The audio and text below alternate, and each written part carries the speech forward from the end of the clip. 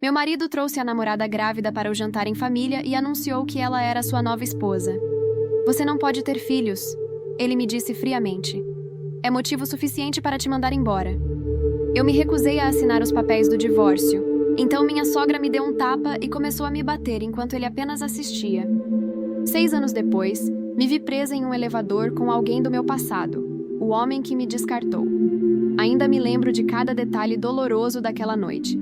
Passei horas preparando a refeição perfeita para os meus sogros, na esperança de finalmente ganhar a aprovação deles. Quando entrei na sala de jantar, uma mulher desconhecida estava sentada na minha cadeira ao lado de Alejandro. Quem é ela? Perguntei, observando chocada enquanto ela alimentava meu marido, e ele aceitava sem reclamar. É sobre isso que viemos conversar, anunciou meu sogro. Ela é a nova esposa do meu filho. Senti o meu mundo desmoronar. Uma segunda esposa? Gaguejei. Não, ela será a única esposa dele, declarou minha sogra com satisfação cruel. Alejandro finalmente quebrou o silêncio.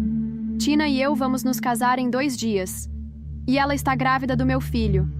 Minhas pernas cederam e eu desabei no chão. Ele voltou momentos depois com os papéis do divórcio. Assine. Eu não vou me divorciar.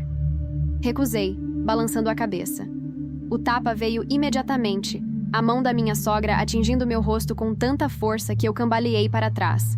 Ela se lançou sobre mim, me batendo repetidamente, enquanto Alejandro apenas ficava lá, observando impassível enquanto eu era agredida. Mais tarde, naquela noite, fui jogada para fora como lixo. Não percebe que eu não te amo? Disse Alejandro, sua voz gelada. Foi você que correu atrás de mim e me obrigou a me casar com você. Fiquei sentada do lado de fora do portão deles, sob a chuva torrencial, até desmaiar de febre. Quando acordei no hospital, a enfermeira trouxe uma notícia chocante. Senhora, você está grávida de 5 semanas. A esposa, supostamente incapaz de ter filhos, estava carregando o filho dele, afinal. Agora, 6 anos depois, eu havia reconstruído minha vida. Eu era uma das 3 melhores chefes convidadas para esse evento prestigiado, e criei nosso filho, Mateu, sozinha. Nunca esperei ver Alejandro novamente, até que esbarrei nele acidentalmente no corredor do hotel. Pedi desculpas sem olhar para cima e me apressei em direção ao elevador. Mas não tinha ido muito longe quando uma mão forte agarrou meu ombro. Isadora. A voz familiar fez meu sangue gelar. Você confundiu a pessoa? Menti, mudando a voz antes de me afastar apressadamente. Cheguei ao elevador e pressionei freneticamente o botão, meu coração batendo forte no peito. Quando as portas se abriram, entrei rapidamente e apertei o número do meu andar, rezando para que se fechassem antes que ele me alcançasse. Isadora! Ouvi ele chamar, mas felizmente a porta se fechou. Me escorreguei contra a parede, finalmente permitindo-me respirar. Mas meu alívio durou pouco. O elevador não tinha se movido. Em vez disso, a porta se abriu lentamente, revelando Alejandro parado ali com um olhar selvagem nos olhos. Isadora? Ele sussurrou, entrando no elevador. Você está viva. Me pressionei contra o canto, tentando colocar o máximo de distância possível entre nós. Como você está viva? Ele exigiu, com a voz trêmula. Eu já disse, eu não sou ela. Podemos parecer iguais, mas eu não sou a pessoa que você pensa que eu sou. Insisti. Em vez de se afastar, ele me puxou para mais perto e rasgou parte do meu vestido, verificando a marca de nascença nas minhas costas, aquela que só ele conhecia. Quando ele a encontrou exatamente onde deveria estar, ele cambaleou para trás em choque. O que está acontecendo? Como isso é possível? Eu até vi seu corpo morto. Eu permaneci em silêncio, minha mente correndo. Do que ele estava falando? Quem tinha mostrado um corpo morto para ele? Nada disso importava agora. Ele me levou para o seu quarto, onde apenas ficou sentado, me encarando. Como você tem passado? Ele finalmente perguntou depois do que pareceu uma eternidade. Eu não disse nada, sufocando com a presença dele. Quer ir embora? Ele perguntou finalmente. Sim, respondi imediatamente. Ele mandou seu segurança, Esteban, me escoltar. Esteban me abraçou com lágrimas nos olhos. Todos pensamos que você tinha morrido. Até fizemos um memorial para você. Quando voltei para o meu quarto de hotel, encontrei meu filho, Mateu, fazendo os trabalhos da escola. Olhar para ele agora fazia meu coração disparar. Ele era a cópia exata de seu pai. A semelhança era inconfundível. Aconteceu alguma coisa? Mateu perguntou com sua habitual perspicácia. Você parece emocionada. Vi alguém do meu passado. Foi tudo o que consegui dizer. O que Alejandro não sabia era que seu leal segurança já estava me investigando. Senhor, ela está aqui como uma das chefes principais. Logo Esteban iria relatar. E ela trouxe um menino com ela. Eu nunca imaginei que aquela noite mudaria tanto o rumo da minha vida. O elevador ainda estava parado. O silêncio entre mim e Alejandro era sufocante. Ele me encarava como se eu fosse um fantasma, e em parte eu era. A mulher que ele destruiu anos atrás tinha morrido mesmo. O que estava diante dele agora era outra pessoa. Uma mulher que reconstruiu a si mesma com cada pedaço quebrado que ele deixou para trás. Você está mesmo viva, ele murmurou, como se ainda não acreditasse no que via. Eu não respondi. Só ajeitei o vestido rasgado no ombro e olhei para o painel do elevador, como se aquilo pudesse me salvar da presença dele. Ele se aproximou, devagar, como se temesse que eu desaparecesse se ele se movesse rápido demais. Isadora, por que você não me procurou? Por que deixou todo mundo pensar que tinha morrido? Soltei uma risada seca. Você realmente quer saber? Depois de tudo que você me fez? Ele abriu a boca, mas não respondeu. E naquele momento, as portas do elevador finalmente se abriram. Boa noite, Alejandro, disse, saindo sem olhar para trás. Corri para o meu quarto. Mateu estava deitado no sofá, com um caderno no colo. Ele levantou os olhos para mim assim que entrei. Mãe, aconteceu alguma coisa? Você tá pálida. Foi só um imprevisto, meu amor.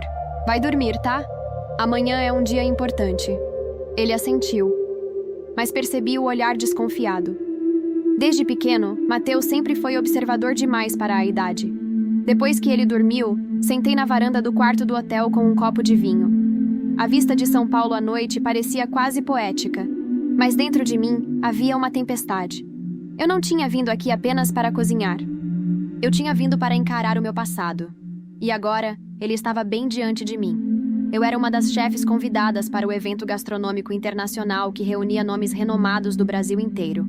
Mas o que poucos sabiam é que, por trás das cortinas, eu era também uma das financiadoras do projeto. Quando a produtora me contou que Alejandro e Tina estariam entre os participantes, eu quase recusei o convite. Mas algo em mim disse que era hora de enfrentar tudo de frente. Na manhã seguinte, me vesti como quem vai para uma guerra. Roupa impecável, maquiagem sóbria, cabelo preso. Nada deixado ao acaso. Entrei no salão do evento como a mulher que eu tinha me tornado. Respeitada, admirada, temida. Chefe Isadora, disse a coordenadora do evento me abraçando. Estamos tão felizes por você ter aceitado ser jurada neste ano. O prazer é todo meu, respondi com um sorriso ensaiado. Me posicionei na bancada dos jurados e comecei a analisar os pratos dos competidores. Quando Alejandro subiu ao palco, acompanhado de Tina, senti o ambiente congelar. Ela me lançou um olhar venenoso, daqueles que tenta matar com os olhos. Mas eu apenas sorri, serena. Sabia exatamente como aquilo terminaria. Senhoras e senhores, apresentamos nosso prato. Risoto de cogumelos silvestres com redução de vinho tinto, acompanhado de medalhão ao molho de pimenta rosa, disse Alejandro, quase sem encarar a mesa dos jurados. Tina estava nervosa, o suficiente para que sua voz tremesse levemente. E ali estava meu momento. Peguei o garfo com delicadeza, provei e respirei fundo. Interessante, comentei, limpando os lábios com o guardanapo. Mas tem algo estranho aqui. Esse sabor não é autêntico. O salão ficou em silêncio. Um dos jurados ao meu lado arqueou a sobrancelha. Você está insinuando que... Começou ele, mas Tina se adiantou. Nosso prato foi feito com ingredientes frescos e preparados na hora, como os demais. Imagino, retruquei. Mas esse molho... Eu conheço esse sabor. É de um produto pré-fabricado, vendido por fornecedores industriais. Inclusive, há um lote vencido circulando nas cozinhas de São Paulo, e me parece que vocês usaram um deles. Alejandro ficou pálido. Tina engasgou. A coordenadora correu para pegar a amostra do molho. Em minutos, a confusão estava armada. O público começou a cochichar, jornalistas se aproximaram e o caos foi instalado. A coordenadora voltou, séria. Isadora está certa. Há traços de um conservante proibido nesse prato. Alejandro, Tina, vocês estão desclassificados. Eu me levantei calmamente. Foi uma excelente tentativa. Uma pena que tenham subestimado quem está aqui para avaliar. Tina se virou para Alejandro e sussurrou alto o suficiente para que eu ouvisse. Eu disse que você não conseguiria sem mim. Agora você destruiu tudo de novo. Ele tentou dizer algo, mas ela já estava indo embora, batendo os saltos no chão com fúria. A imagem de Alejandro ali, sozinho, humilhado, era quase poética. Mas eu sabia que aquilo era só o começo. Quando voltei ao hotel, Esteban me esperava na porta do meu quarto, com o rosto pálido. Precisamos conversar. Agora. O que houve? Ele me puxou para dentro, fechando a porta atrás de nós. Isadora, eu não contei tudo antes. Tem algo que você precisa saber. Algo sobre o seu passado. E sobre sua verdadeira família. Eu o encarei, com o coração disparando. O que você quer dizer com verdadeira família? Ele hesitou por um segundo antes de continuar. Você foi sequestrada quando era bebê. Sua família biológica... Eles nunca pararam de te procurar. E agora, eles sabem que você está viva. Por alguns segundos, eu achei que tinha ouvido errado. Mas o olhar tenso de Esteban não deixava dúvidas. Ele estava falando sério. Você ficou louco? Perguntei quase em um sussurro. Como assim? Sequestrada? Esteban passou a mão pela nuca, visivelmente desconfortável. Eu só descobri recentemente. Lembra daquele colar que você sempre usava? Aquele que estava com você quando acordou no hospital 6 anos atrás? Assenti devagar. Era uma corrente fina de ouro com uma pedrinha azul. Algo simples, mas que eu nunca tirei desde que a encontrei entre as roupas que vestia naquele dia. Uma mulher viu uma foto sua com ele em um artigo da revista Gastronomia Nacional. Ela entrou em contato comigo depois que o evento foi anunciado. Disse que o colar pertencia à neta desaparecida há mais de 28 anos. A neta dela. Senti o chão se mover sob meus pés. Isso é impossível. Minha mãe faleceu quando eu era criança. Meu pai nunca falou sobre isso. E nunca teve nada estranho, além daquela desgraça com o Alejandro e a família dele. Isadora? Esteban se aproximou. A mulher se chama Lourdes, mora em Minas Gerais. Disse que a neta foi levada do berço em um sítio da família quando tinha apenas 2 anos. Os pais nunca mais foram os mesmos. A polícia investigou por anos, mas o caso esfriou. Até que viram você. Sentei na beira da cama, o corpo mole. Eu mal conseguia processar o que estava ouvindo. E você acredita nisso? Fiz exames de DNA com uma escova de cabelo sua. Eles confirmaram. Lourdes é sua avó biológica. As palavras dele ricocheteavam na minha cabeça. Não fazia sentido. Não podia ser verdade. Mas, e se fosse? E por que eu? Como fui parar com outra família? Por que nunca me contaram? Lourdes acha que alguém dentro da família fez isso. Acredita que foi por vingança. Seu pai, segundo ela, herdaria uma parte considerável das terras da família, e isso não agradava a todos. A criança sumir. Resolveu esse problema para alguns. Fiquei em silêncio. Pela primeira vez em anos, senti um medo antigo invadir meu peito. Um medo de não saber quem eu era, de olhar no espelho e ver um rosto que, talvez, nunca tivesse sido meu de verdade. Eles querem te conhecer, Isa. Querem te ver. Lourdes está velha e disse que precisa olhar nos seus olhos antes de partir. Demorei um tempo até conseguir me recompor. Respirei fundo. Esteban, você acha que Alejandro ou os pais dele sabiam disso? Ele hesitou. Só esse gesto já foi suficiente para eu entender. Meu Deus, sussurrei. Eles sabiam. Eles sempre souberam. Tenho quase certeza. O pai de Alejandro era sócio de um dos donos das terras que pertenceriam à sua família.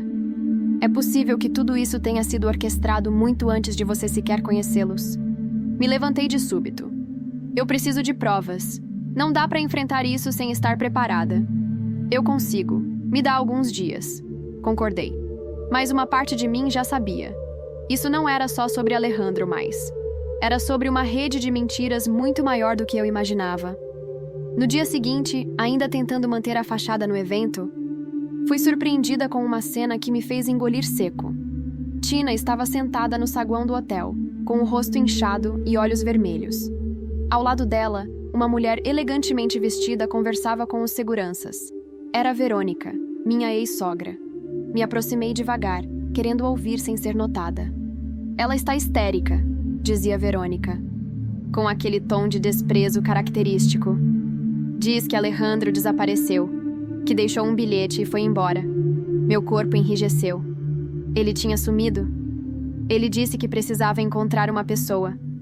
Antes que seja tarde demais. Essas foram as palavras dele, murmurou Tina. Verônica bufou. Ele é um fraco. Mas isso não é mais problema meu. Que ele fique onde estiver. Me afastei antes que percebessem minha presença. Fui direto para o meu quarto e liguei para Esteban. Alejandro sumiu. Disse que ia atrás de alguém. Você acha que... Ele pode estar indo para Minas. Atrás da verdade também. Então preciso ir antes. Preciso entender quem sou eu antes que ele tente transformar isso numa nova vantagem para ele. Vou providenciar tudo. Partimos amanhã cedo. Desliguei. Sentei à beira da cama e olhei para Mateu, que brincava com carrinhos no chão. Ele me olhou com aquele jeitinho atento. Você vai sair, mãe? Vou? Meu amor. Mas você vem comigo. Vai conhecer um lugar especial. É o lugar que tem a flor que você gosta? Sorri. Sempre que ele falava de forma tão inocente, meu coração apertava. É sim, e pode ser que a gente encontre mais do que uma flor por lá. Na manhã seguinte, partimos para uma pequena cidade no interior de Minas Gerais, chamada São Bartolomeu do Campo, um lugar que parecia parado no tempo, cercado por morros e chácaras antigas. Quando descemos do carro, uma senhora nos esperava no portão de uma casa colonial, Lourdes. Mesmo antes de ela dizer uma palavra, eu soube.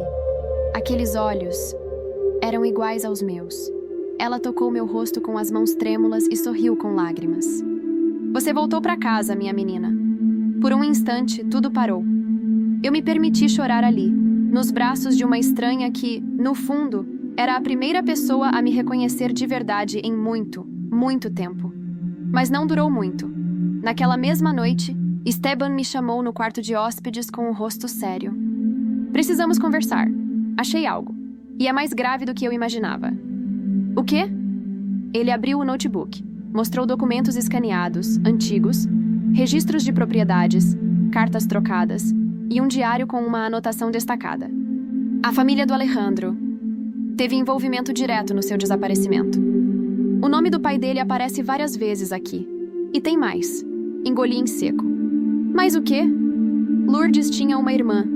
Uma que desapareceu misteriosamente na juventude, anos antes de você nascer. E eu acredito que ela não desapareceu. Eu acho que ela está viva.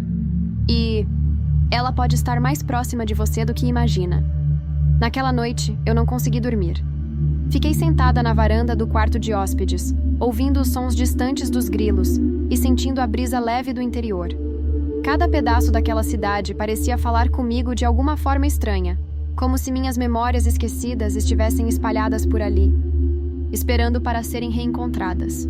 A cabeça de Esteban aparecendo na porta foi o único som além do vento. Isa, você está bem? Não sei. Tudo isso é... demais. Eu ainda estou tentando aceitar que sou neta da Dona Lourdes. E agora você me diz que talvez eu tenha uma tia desaparecida que nunca soube que existia? Ele se aproximou, se encostou na varanda ao meu lado. Eu fiz algumas conexões. Um nome que aparece no diário da Lourdes, Clarice. Aparentemente, ela teve um relacionamento proibido com um homem casado, e depois disso sumiu. Ninguém mais falou dela. Foi como se tivesse sido apagada da história da família. E você acha que ela está viva? Acho. E tenho um palpite de onde ela pode estar. Olhei para ele, esperando. No diário, há uma menção sobre uma cidade na Bahia, um lugar chamado Vitória de São Miguel. Lourdes escreveu que Clarice costumava fugir para lá sempre que queria desaparecer por uns tempos. Eu já iniciei algumas buscas com esse nome, e... apareceu uma mulher que trabalha num hospital local, com idade e traços parecidos. Mora em uma casa simples, vive sozinha. O nome dela agora é Clara. Fiquei em silêncio, digerindo tudo. E o que isso tem a ver comigo? Perguntei com a voz baixa. Esteban hesitou. Aquilo me preocupou mais do que qualquer coisa. Clara, ela tem uma filha. Uma filha que foi registrada como nascida há 32 anos, e o nome dessa criança era Isadora. Senti como se o ar tivesse sido sugado do meu peito. Não, isso não faz sentido. Lourdes disse que sou filha do filho dela. Do filho homem, que fui levada do sítio. E talvez Clara tenha sido forçada a entregar a criança. Você. Talvez Lourdes nunca tenha sabido da gravidez. O silêncio entre nós era absoluto. Meu corpo tremia. Você está dizendo que a mulher que desapareceu é minha mãe? É uma possibilidade. Isa, ainda não posso afirmar com certeza, mas tudo indica isso. E se for verdade, significa que Clarice, ou melhor, Clara, pode ter sido manipulada, afastada da família, obrigada a esconder a gravidez. Ou pior, levei as mãos ao rosto. E Alejandro? A família dele, envolvida nisso também? O pai dele aparece nos registros do cartório de Vitória de São Miguel na época da suposta morte de Clara. Eles tinham negócios lá. E... Isa, olha isso. Ele abriu um documento digitalizado, um laudo médico com um nome de médico e carimbo do hospital. Esse é o laudo que declarou sua infertilidade, lembra? Assenti lentamente, com raiva subindo pelo meu estômago. Esse médico também assinou documentos em nome da família Monteiro em vários processos de adoção e doação de terras. Ele era amigo íntimo de Horácio Monteiro, o pai do Alejandro. Então aquele laudo era falso? Provavelmente. Eles quiseram te destruir por completo, Isa. Primeiro te roubaram da sua família. Depois te tiraram qualquer senso de identidade. Depois te fizeram acreditar que era incapaz de gerar vida. Tudo para te manter submissa. Calada. Fiquei de pé sem conseguir conter a raiva. Não vão mais me calar. Agora eu sei quem eu sou, e vou até o fim. Na manhã seguinte, Lourdes me chamou para um passeio até o antigo sítio da família. A paisagem era linda, mas a energia do lugar era pesada. No galpão abandonado, ela apontou para um canto. Foi ali que o berço estava. Quando acordei, o portão estava escancarado. Você não estava mais lá. Me abaixei, toquei o chão coberto de poeira. Fechei os olhos, tentando imaginar aquela cena. Era como se uma parte minha ainda sentisse aquele lugar. Lourdes, você conhecia uma Clarice? Ela congelou. Por que está perguntando isso? Porque acho que ela pode ser minha mãe. E talvez a sua filha. Os olhos dela se encheram de lágrimas imediatamente. Clarice, minha menina rebelde. Ninguém queria falar dela. Quando ela engravidou daquele homem casado, meu marido mandou que a mandássemos embora. Disseram que ela estava nos envergonhando. Mas ela era minha filha. Ela desabou em prantos. Eu a abracei. Talvez ela esteja viva. E talvez eu seja o elo entre vocês duas. Ela me segurou como se tivesse medo de me perder de novo. Me prometa que vai encontrá-la. Me prometa. Eu prometo. Voltamos para São Paulo com o coração pesado, mas uma missão clara. No aeroporto, Esteban recebeu uma ligação. Ele desligou e virou para mim, pálido. Alejandro, ele foi visto em Vitória de São Miguel. E mais, ele está com Clara. Fiquei sem ar. O quê? Parece que ele descobriu o mesmo que a gente. Mas ele chegou antes. Meu Deus, ele não pode... Isa, se Clara for mesmo sua mãe, ele pode tentar usar isso. Ou pior, silenciar ela para sempre. Eu respirei fundo, lutando contra o medo que ameaçava me paralisar. Esteban, reserve passagens agora. Vamos para Bahia. E se ele colocar um dedo nela, vai pagar por cada gota do que te fez passar. Nos olhamos cúmplices. Sabíamos que estávamos indo direto para a toca do lobo. Mas eu não era mais a mulher que implorava amor de ninguém. Eu era uma tempestade. E dessa vez, não deixaria nada em pé. O calor da Bahia era diferente de tudo que eu conhecia. Não era apenas a temperatura. Era o peso do ar, a densidade das histórias escondidas entre os becos e janelas das casas simples, como se a cidade inteira carregasse segredos mal contados. Quando eu e Esteban desembarcamos em Vitória de São Miguel, já era final da tarde. O sol pintava os telhados de laranja queimado Mas o que me consumia por dentro não tinha nada de poético. No carro alugado, Esteban dirigia em silêncio. O rádio desligado, o som do vento entrando pelas janelas era a única coisa que nos lembrava de que o tempo ainda corria. A casa dela fica num bairro afastado, ele disse finalmente. Simples. Parece que ela vive sozinha há anos.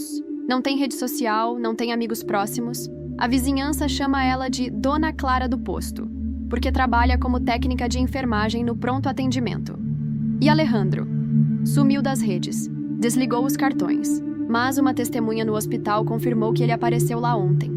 Disse que queria falar com a Dona Clara. O segurança deixou passar porque o reconheceu da televisão. Meus dentes rangiam. Alejandro não perdia tempo, nem mesmo depois de tudo. Ele vai tentar manipular ela, murmurei. Contar uma história na qual ele é a vítima, o arrependido. Vai tentar transformá-la em aliada para me alcançar. Esteban me lançou um olhar rápido, cheio de preocupação. A gente vai impedir. Quando chegamos à rua de terra batida, a luz do dia já estava sumindo. A casa de Clara era pequena, com um jardim modesto e um banco de madeira na varanda. Tudo nela parecia triste, como alguém que aceitou uma vida de sombras. Descemos do carro. Antes mesmo de bater, a porta se abriu. Ela estava ali. Menor do que imaginei, cabelos grisalhos presos em um coque simples, olhos escuros e fundos. Mas havia algo nos traços do rosto dela que fez meu coração tropeçar. Era como se eu estivesse diante de um espelho do tempo. Você? É Isadora? Ela perguntou a voz fraca, como se não quisesse quebrar um feitiço. Assenti. E você é Clara? Ela levou a mão à boca, os olhos se enchendo d'água. Eu sabia que viria. Desde que aquele homem apareceu ontem, eu sabia que a verdade estava voltando. Ele te ameaçou? Ela balançou a cabeça. Não, mas mentiu. Disse que queria me ajudar a reconectar com o passado, que você precisava de mim. Mas havia algo escuro nele. Algo que me lembrou do homem que destruiu minha juventude. Entramos. A casa era limpa, mas fria. Havia fotos antigas em preto e branco nas paredes, flores secas em vasos improvisados. Me conta a verdade, pedi, sentando na cadeira diante dela. Eu não posso seguir sem entender. Clara respirou fundo. Eu tinha 20 anos. Estava apaixonada. Ele era casado, rico, e me prometeu o mundo. Quando descobri que estava grávida, ele implorou que eu abortasse. Disse que a filha dele jamais aceitaria esse filho bastardo na família. Mas eu não consegui. Você fugiu? Tentei. Voltei para minha mãe, Lourdes. Ela quis me proteger. Mas meu pai me odiava. Disse que eu era uma vergonha. Uma noite, enquanto dormia, acordei com mãos me agarrando. Levaram você de mim, Isadora. E no dia seguinte, me disseram que você tinha morrido. As palavras dela vieram como facadas. Senti uma dor física, como se tudo dentro de mim estivesse desabando. Ela chorava, mas eu estava congelada.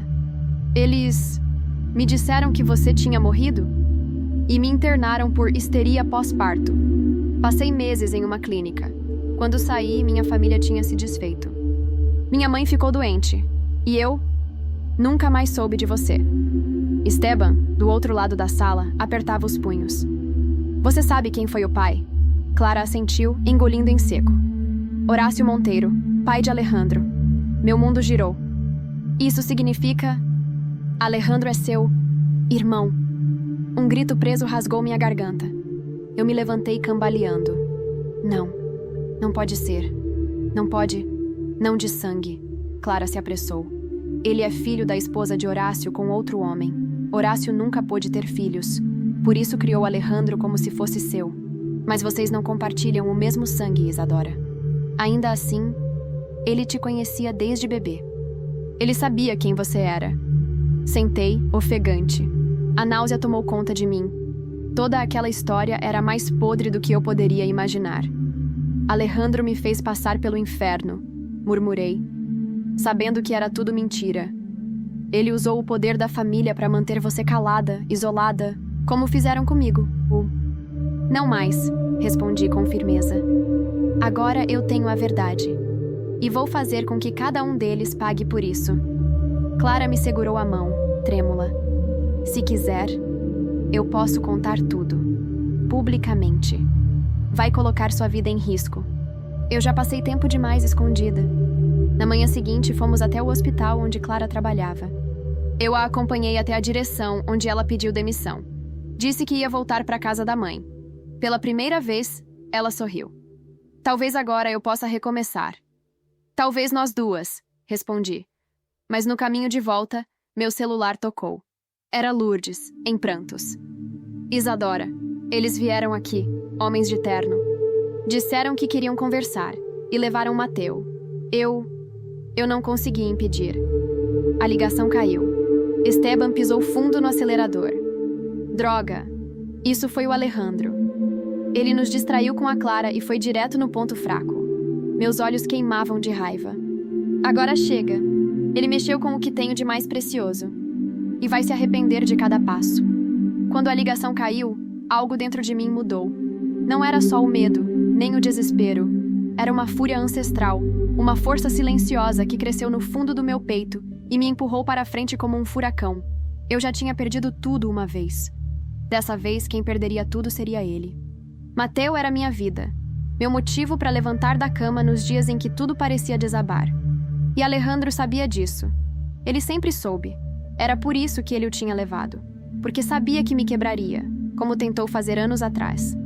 Mas agora ele não lidava mais com a mulher que ele empurrou para fora na chuva. Esteban, liga para a polícia. Agora. E avisa o advogado. Já tô com ele na linha. Peguei o volante com força. Estávamos a meia hora da casa da minha avó.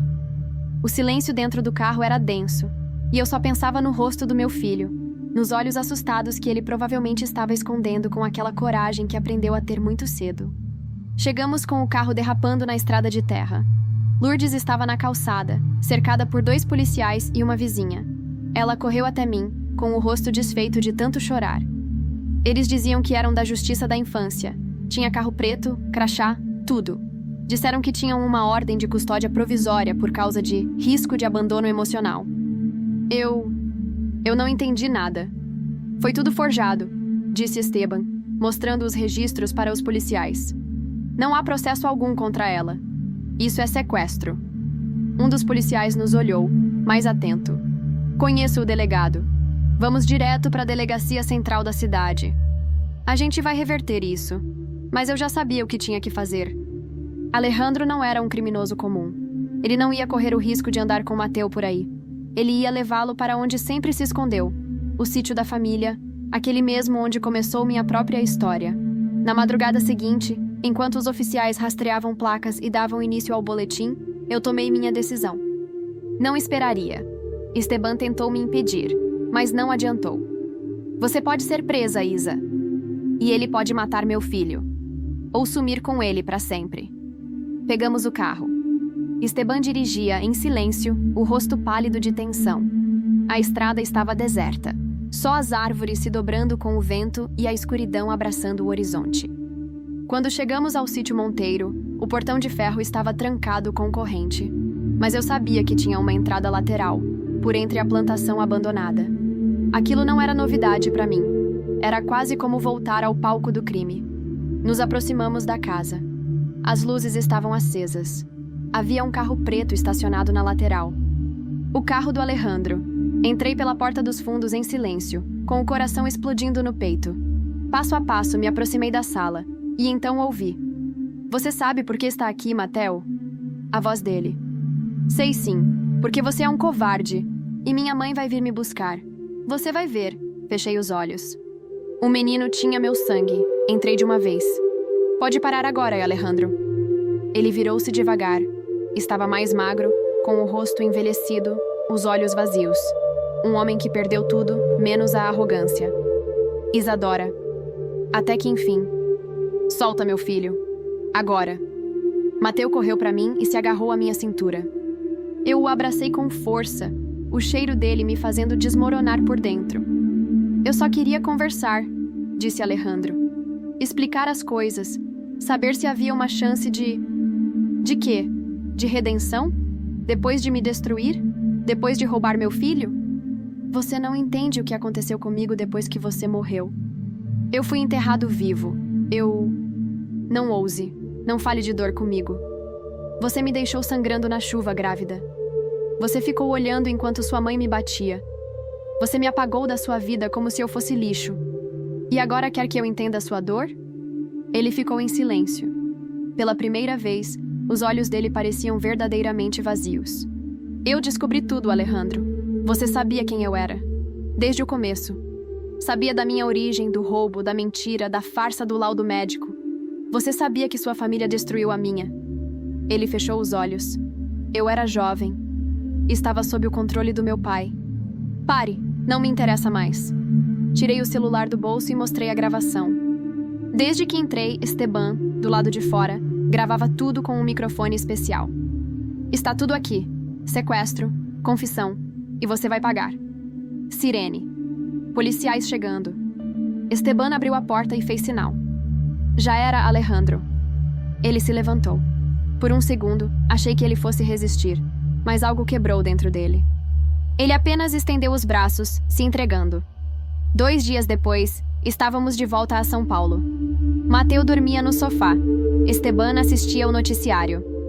Foi preso hoje em Minas Gerais o empresário Alejandro Monteiro, acusado de sequestro, falsidade ideológica e cumplicidade em crimes de ocultação de identidade. As investigações revelam que ele e seu pai estiveram envolvidos no desaparecimento de uma criança há quase 30 anos. Na manhã seguinte, recebi uma carta por correspondência. Era manuscrita, com caligrafia tremida. De Clara. Isadora. Agora que tudo veio à tona, sinto que posso começar de novo. Estou indo para a casa da sua avó. Lourdes está animada em me receber. Quero te ver lá. Quero, enfim, ser sua mãe. E se você quiser, podemos tentar. Juntas. Abracei aquela carta contra o peito. Era como um novo nascimento. Eu estava viva. Meu filho estava seguro. Minha história tinha sido arrancada das sombras. Mas ainda faltava algo. Na última página da carta, havia um nome sublinhado.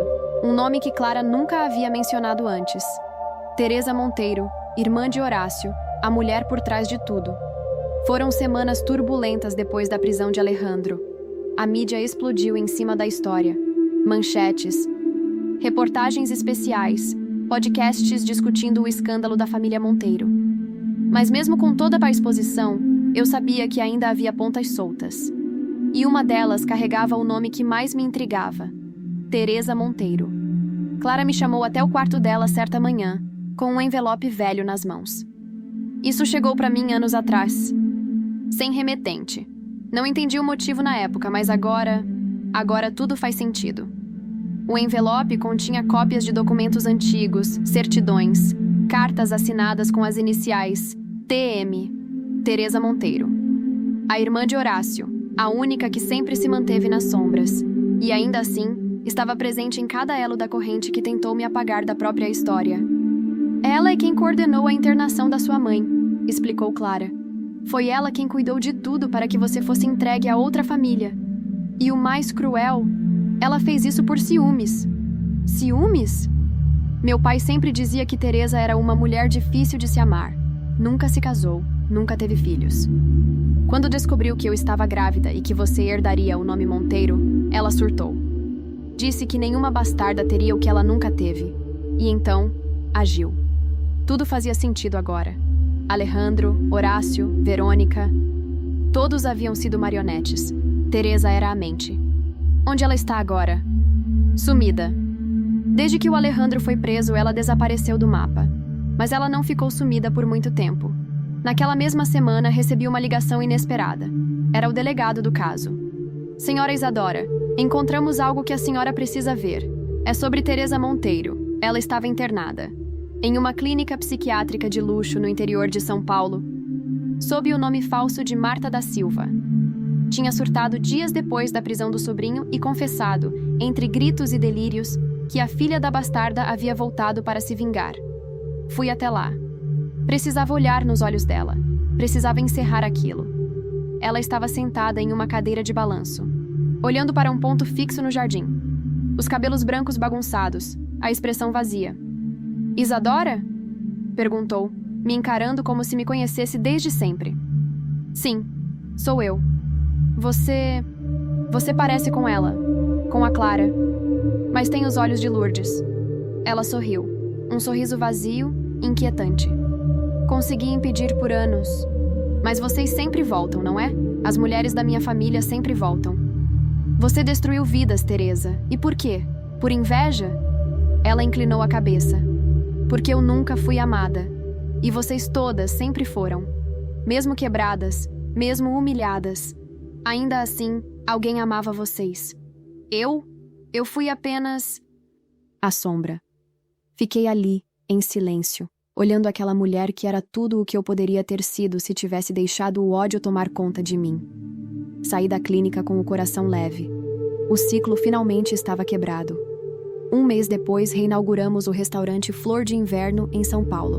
Mas dessa vez, não era apenas um restaurante. Era também uma escola de gastronomia para mulheres em situação de vulnerabilidade.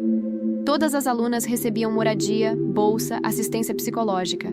Dávamos algo que nenhuma de nós teve, um recomeço digno.